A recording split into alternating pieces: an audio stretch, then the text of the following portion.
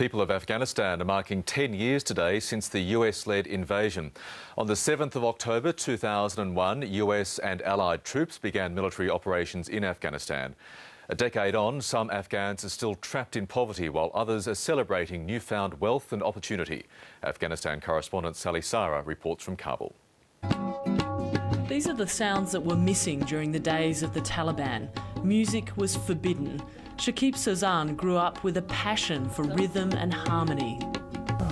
I love music and I loved it from when I was a child, and that is a part of my life, a necessary part of my life, and I love it. The Sazan family was targeted. The Taliban smashed their instruments if they dared to play. It was very sad for us because we cannot exercise music or play music. That time was a bad time of our life is 5 years of Taliban. Now, a decade later, there's greater freedom in Kabul, but there's still fear too. Halls like this one are prime targets for suicide bombers. It makes the job of an Afghan wedding singer a cautious one.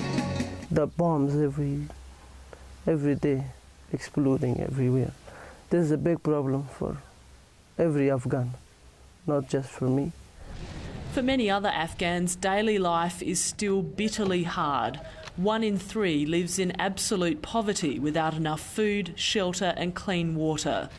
Abdul Wali and his son Abdul Shakur search for anything they can sell, but wish for a better future. Oh yes, I wish for much more. I have this hope to provide for my children. I wish I could at least have my own house for my family. The poor in Afghanistan are among the poorest in the world.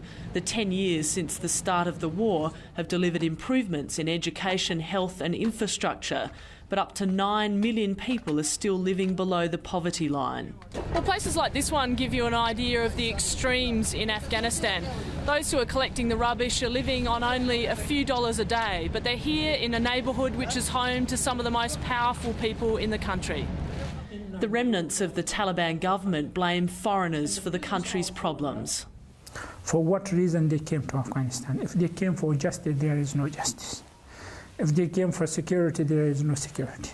If they came for the economic progress, there is no economic progress. The Afghan government is planning to hold a gathering of traditional leaders to discuss the future of the peace process. It comes at a time of record numbers of civilian and military casualties. Right now, the situation is what it was. And position of war is very terrible. And American became enemy with the people of Afghanistan. And they are killing every day, dozen people.